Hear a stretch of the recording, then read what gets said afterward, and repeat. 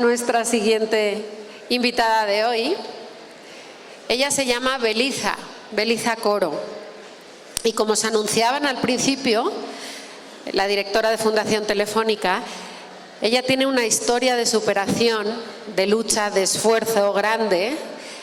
Ella tuvo la oportunidad Belisa es una mujer de aquí del Ecuador, es indígena, tuvo la oportunidad de cursar unos estudios y lo dio todo para salir adelante. Hoy es una mujer de éxito, tiene un muy buen trabajo, es una luchadora, ella sigue estudiando y sigue haciendo todo lo que se pone por delante. Y os la voy a presentar, la vamos a recibir con un fortísimo aplauso. Con todos vosotros, Belisa Coro.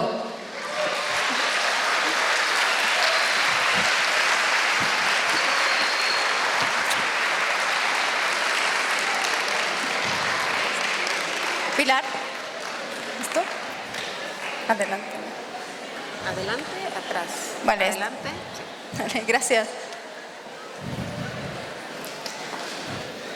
Alguien me dijo un día, no hay nada que no puedas hacer si te lo propones y luchas por ello. Y le creí. Estoy convencida de que todos tenemos la capacidad de soñar, de alcanzar esos sueños y de luchar para convertirlos en una bella realidad y llegar tan lejos como queremos. Muy buenos días, soy Belisa y estoy aquí para compartir. Sí, compartir porque recuerdo que mi abuela me decía que compartir no solo es este acto físico de compartir un plato de comida o compartir regalos en fechas especiales. Compartir va muchísimo más allá y tiene una connotación más amplia. Compartir un consejo, una experiencia de vida con otros para que puedan seguir a pesar de las circunstancias. Y para eso estoy aquí. Y para ello me gustaría contarles una historia de la cual soy protagonista. Soy de la provincia de Chimborazo. Como muchos de ustedes conocen, la mayoría, esta provincia tiene uno de los nevados más hermosos del Ecuador y, por qué no decirlo, del mundo entero, el Nevado Chimborazo. He pedido el día de hoy que me acompañe en mi presentación porque asemejo el caminar de mi vida a escalar este bello nevado. Quiero que me acompañen a esta historia.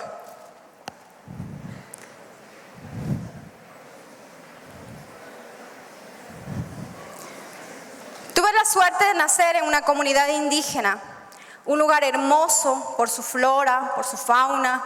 Recuerdo que de niña me gustaba mucho correr en sus caminos, escalar esos pinos hermosos y disfrutar mi infancia con mis compañeros, con mis amigos del lugar, con mis primos.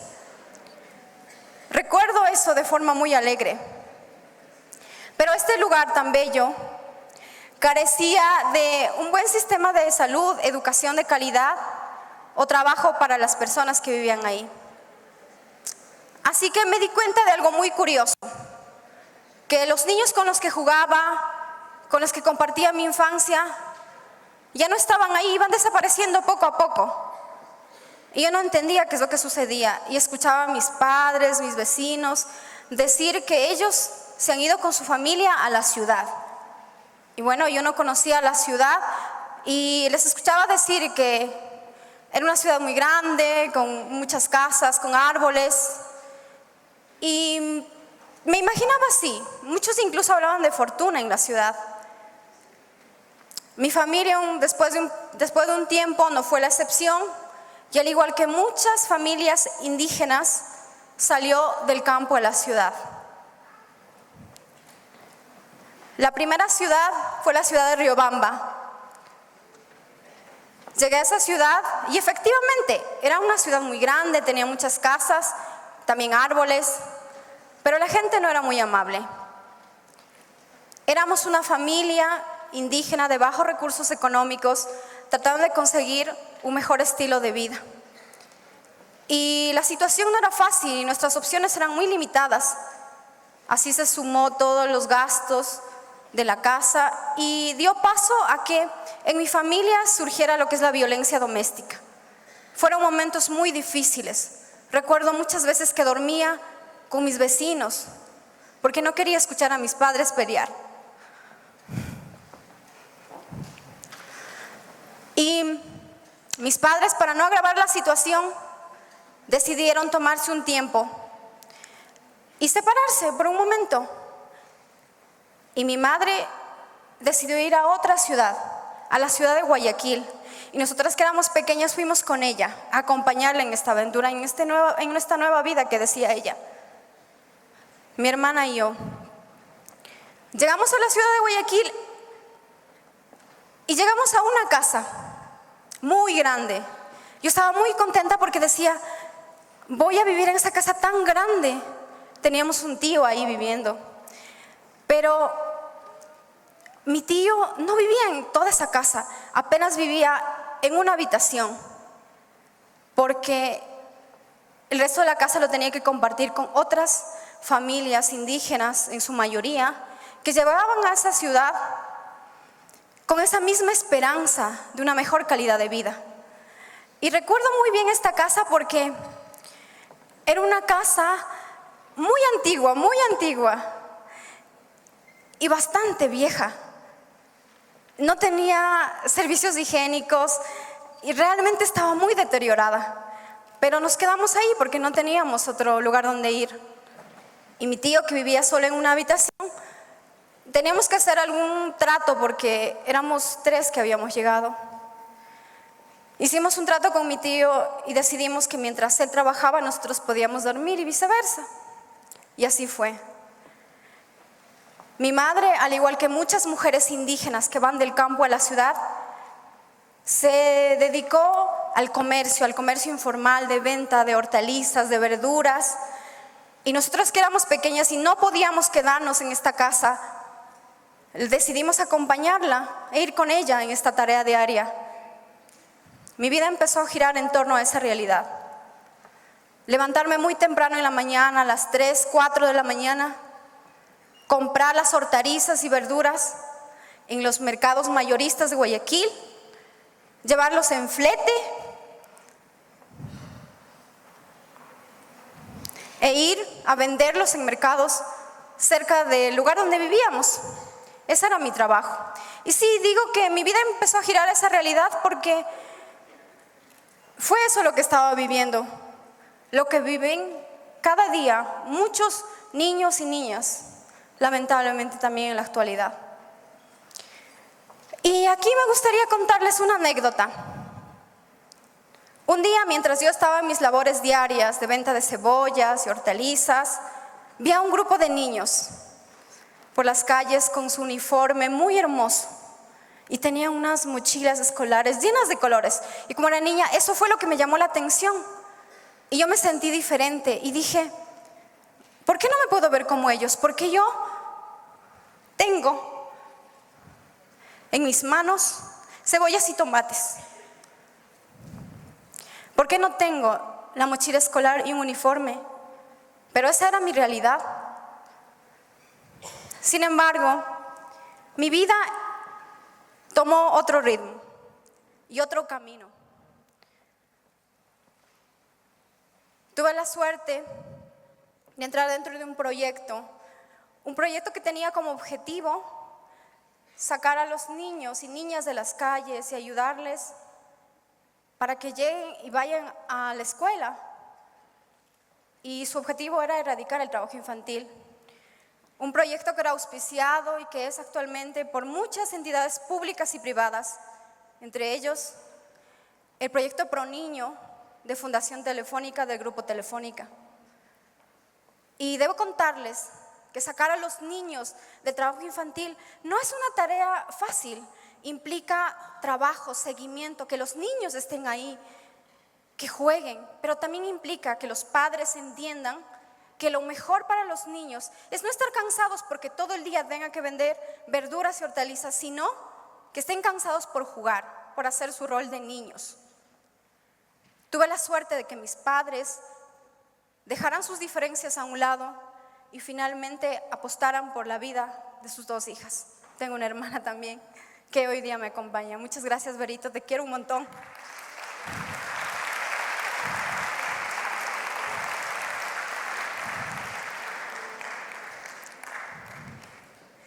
Y efectivamente así fue, tuve el apoyo de mis padres, que aunque muchas otras voces decían, solo son niñas, no lo van a lograr, ellas no tienen un futuro.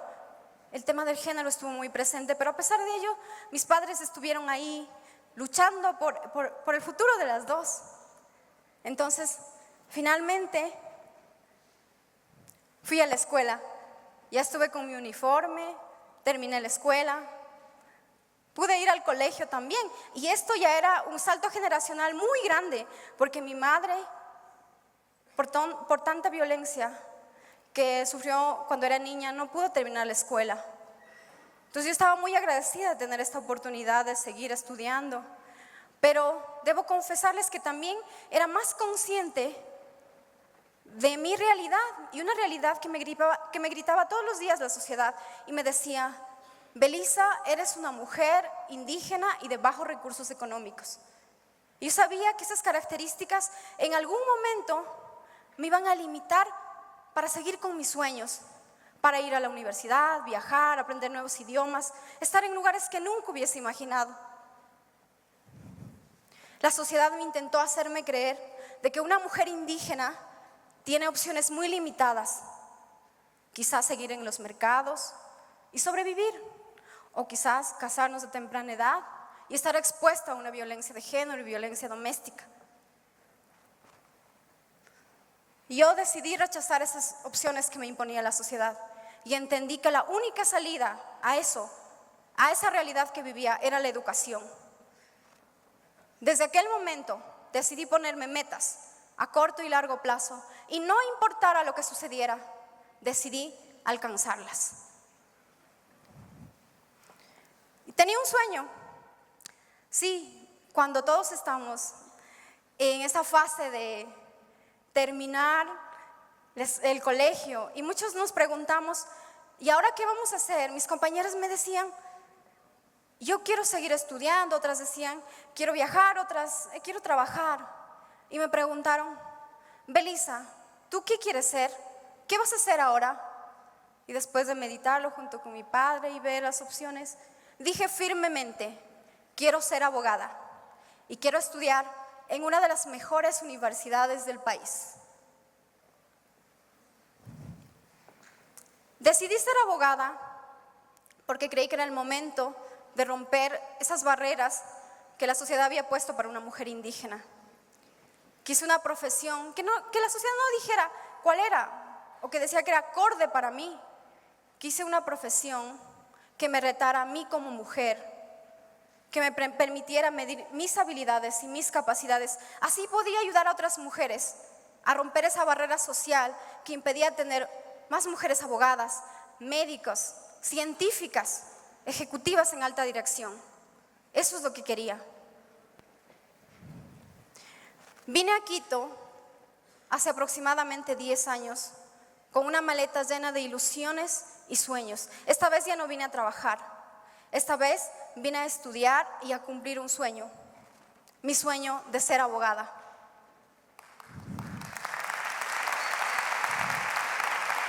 Gracias. Pero nuevamente tenía muy pocas opciones, dónde estudiar, cómo hacerlo.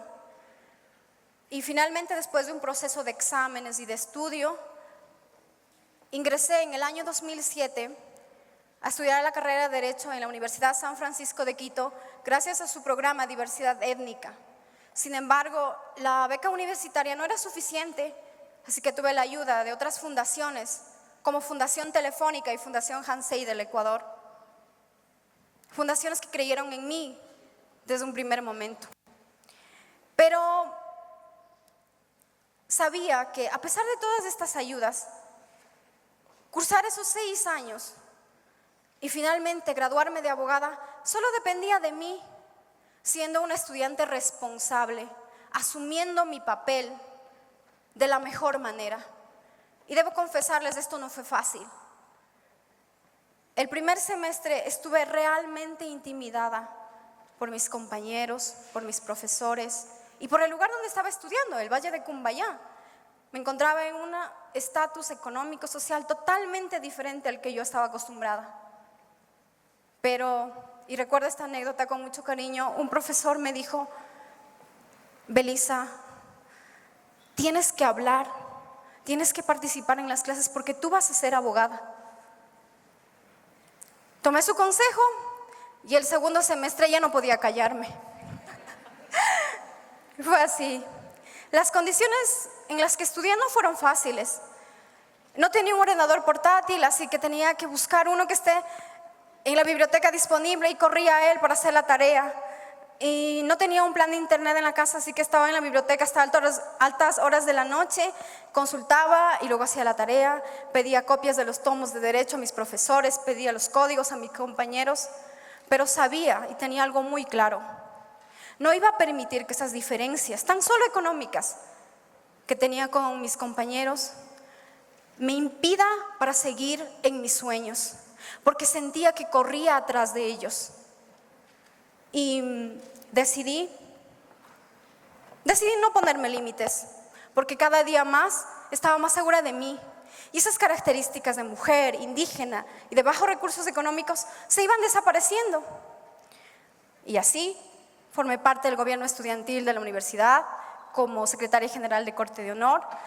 También hice proyectos culturales, deportivos.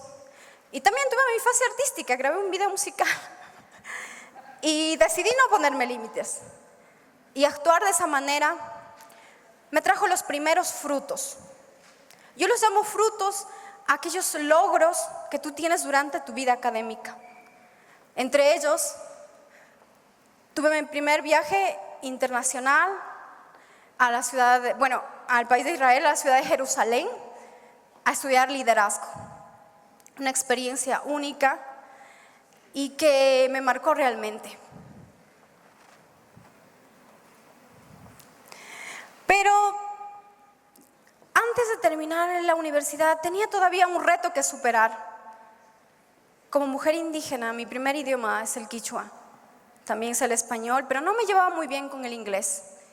Y ya que me encontraba en una universidad que tiene el mayor programa de intercambio internacional, decidí aprovechar esa plataforma y buscar una oportunidad en una universidad europea o norteamericana que me permitiera superar esa barrera que yo tenía en el idioma inglés. En el año 2012 viajé al estado de New Hampshire a terminar mi carrera universitaria. Fue una experiencia única porque no solo crecí a nivel académico y finalmente aprendí el inglés, sino que también esto me trajo una sorpresa. Las universidades norteamericanas tienen un break durante sus semestres, unas vacaciones de medio semestre, donde los estudiantes tienen que salir de los dorms y para irse a visitar a sus padres, a irse de viaje, una semana de vacaciones. Y yo me fui a Londres. Me fui a Londres porque fui escogida para hablar en nombre de todos los niños y niñas de Latinoamérica y la educación de ellos, el tema del trabajo infantil. Y fue la primera vez que estuve en un congreso, fue mi primera vez que hablé al frente de tantas personas. Fue una experiencia única. A mi regreso a Estados Unidos,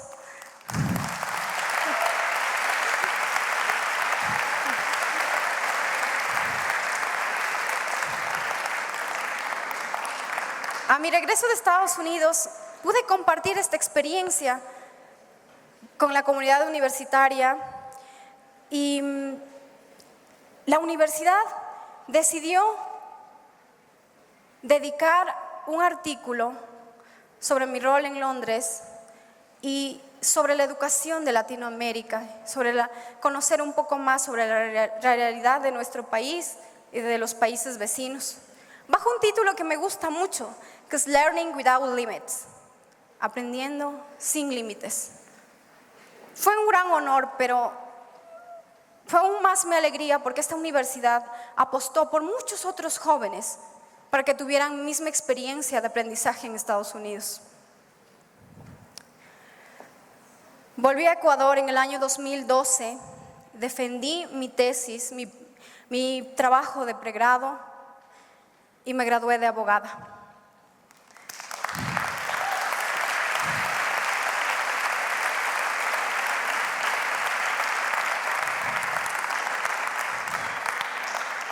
Ese día debo contarles todos los consejos, la confianza de esas fundaciones, el amor, el apoyo de mis padres, todo, absolutamente todo. Valió la pena.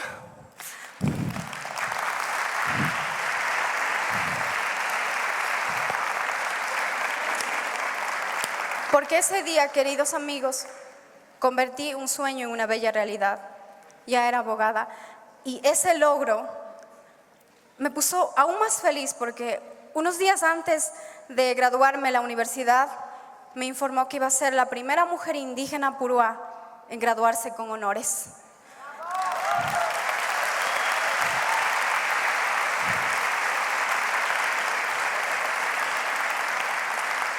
Muchas gracias.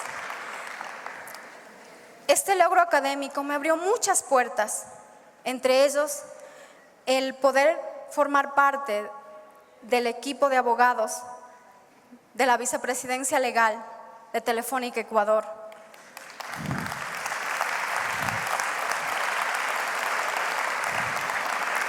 Y aquí debo confesarles algo. Los primeros años de mi vida profesional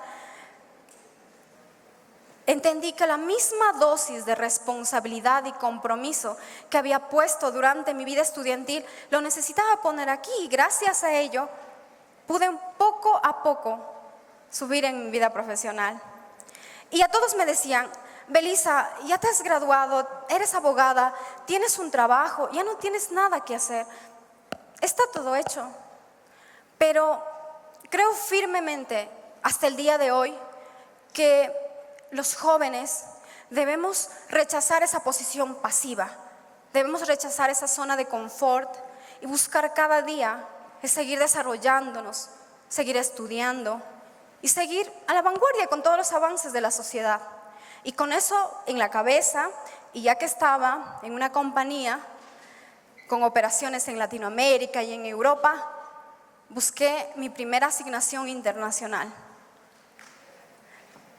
En el año 2015 viajé a Londres como abogada para colaborar dentro de las operaciones más importantes del Grupo Telefónica. Estuve 6 meses ahí y aprendí sobre la cultura, hice muchos amigos, pero también aprendí sobre la legislación inglesa. Me fui a las cortes inglesas, con mis compañeros hicimos proyectos. A mi regreso a Ecuador, mis jefes creyeron en mí, Andrés, Blanquita, muchas gracias.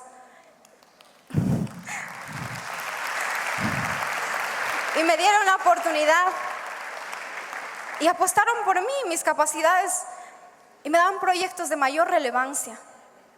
Y ahora sí, nuevamente las voces me decían: Belisa, ya no tienes que hacer nada más, ya tienes una experiencia internacional, eres abogada, estás creciendo profesionalmente. Y me decían: es hora de que formes una familia. Y bueno, y esta vez decidí escucharlos porque recuerdo el consejo de mi padre que me decía: hija, es muy importante que tú tengas una carrera profesional, que te desarrolles como abogada, pero también es muy importante que no descuides esa otra parte de tu vida, el aspecto personal, tu corazón, no le descuides. Así que, por eso, como imaginarán, me casé con un hombre maravilloso que ahora me acompaña en mi caminar, en este bello caminar.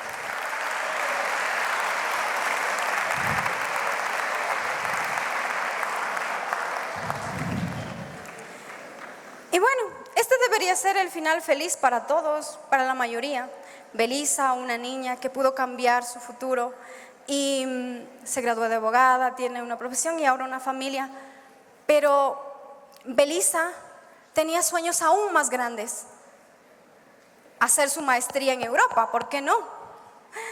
Y así fue. En el año 2000 16 apliqué a una maestría, a un estudio de LLM en una de las universidades de negocio más importantes de Europa, el AI University. Y después de un proceso de exámenes, entrevistas, pruebas y documentación, finalmente fui aceptada a un programa de maestría. Y lo que más me llenó fue que esta universidad reconoció el trabajo de una mujer indígena, una mujer ecuatoriana, y me dio la beca de Mujeres Líderes, con la cual actualmente me encuentro estudiando un LLM.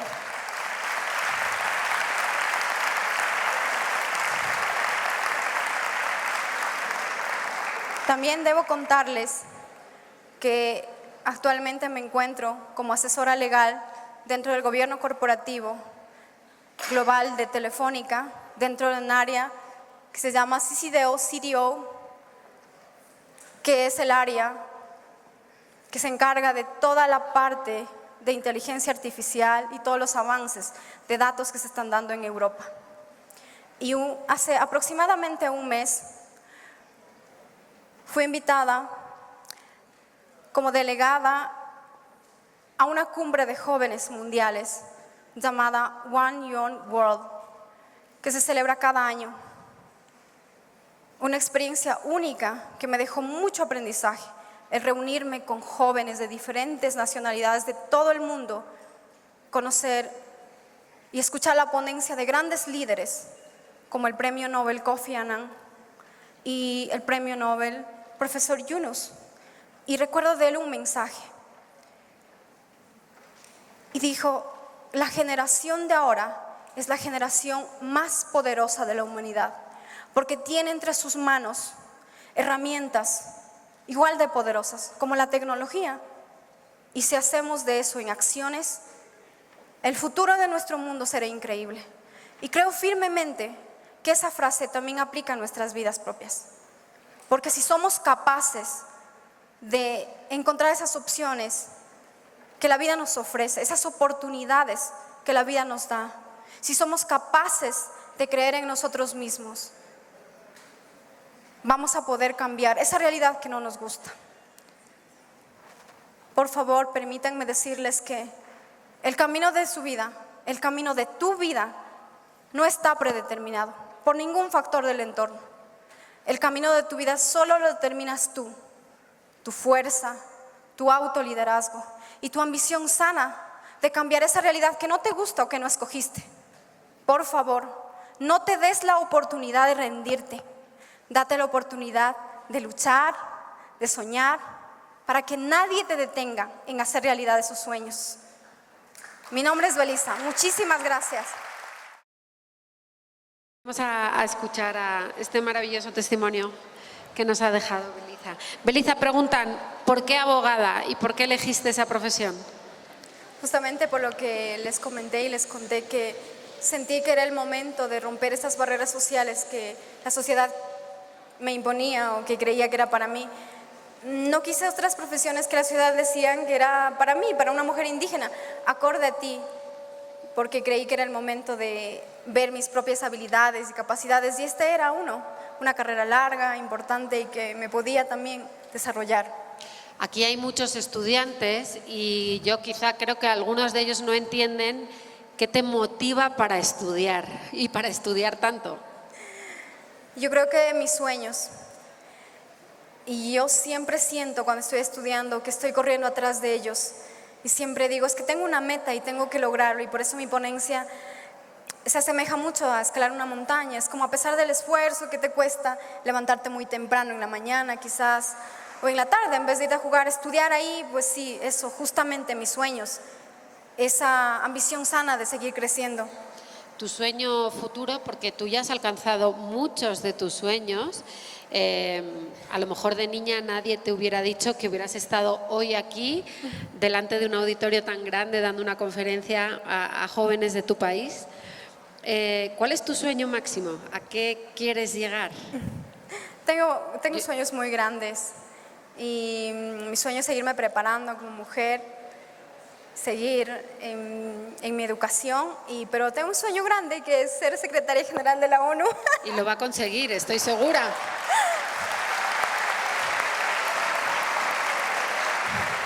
Presidenta.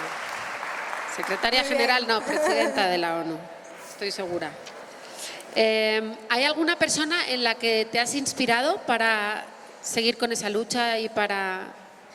Sí, hubieron muchas personas, pero entre ellos yo creo que ese empuje de mi madre. Yo pude conocer su testimonio de vida. Es una mujer muy tímida y no suele abrirse mucho, pero hace aproximadamente 2 años conocí su historia y de que ella no pudo terminar la escuela, que sufrió mucho maltrato, y verla cada día traer su gallina que había criado con mucho amor, eso me motivaba. Era realmente increíble. Los pequeños centavos, o sea, los poquitos que tenía ella los guardaba y me compraba manzanas o algo. Entonces, yo creo que fue mi mayor empuje. Y mi abuela, recuerdo que fue una mujer muy dura, muy fuerte. Tuvo que criar a sus 7 hijos sola y siempre me decía en quichua, porque yo no hablo español, que tenía que seguir estudiando, que estaba bien. Y yo la recuerdo y que ahora ya no está conmigo, pero bueno, ella es mi inspiración también, es mi ángel en el cielo. Eso está muy bien.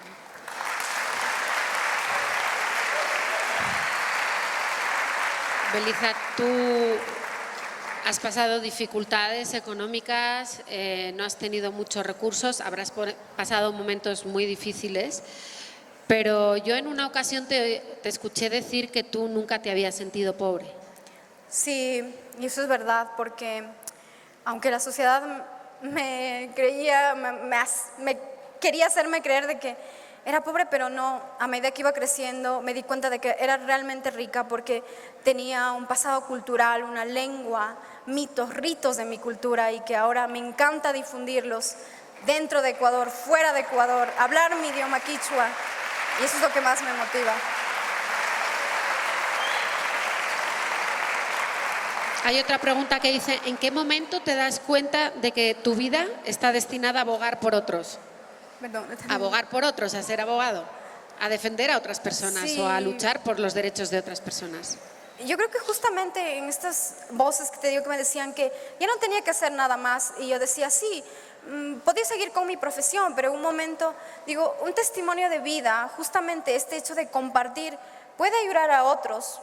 Y fue cuando me sumé a estos proyectos y dije, hay que hacer algo por los jóvenes, de que ellos vean que realmente no existen límites, que esta frase de que los límites solo son mentales es verdadero, porque me pasó a mí y te puede pasar a ti. Justamente en ese momento fui que me di cuenta. Belisa, has comentado, otra vez, has comentado que te casaste porque querías agradar a tu familia. No sé si en tu cultura es como obligatorio llegar a una edad y casarse, pero entiendo que te casaste por amor y elegiste el amor de tu vida. Sí, justamente, por lo general, y muchas mujeres indígenas y dentro de la cultura se casan a muy temprana edad. Y sí, cuando ya era profesional, cuando ya estaba con un trabajo, sí que mi familia me empujaba y me decía, bueno, tienes que casarte. Pero a la larga yo creo que son decisiones, y efectivamente fue una decisión de amor que actualmente lo estoy llevando muy bien. Y sobre todo debo decir aquí que esta condición de mujer, de casada ahora, no fue impedimento para seguir con mis sueños, y decidí que eso no fuera así. Realmente fue muy duro seguir, pero al final si quieres, si esto lo quieres con todo el corazón, siempre va a haber una manera de seguir. Belisa, ¿qué es para Belisa Coro lo que de verdad importa? Lo que de verdad importa para mí es creer en ti, en tus sueños, y que nadie te detenga por nada a que los hagas realidad. Eso es para mí lo que de verdad importa. Pues muchísimas gracias, Belisa. Muchas gracias.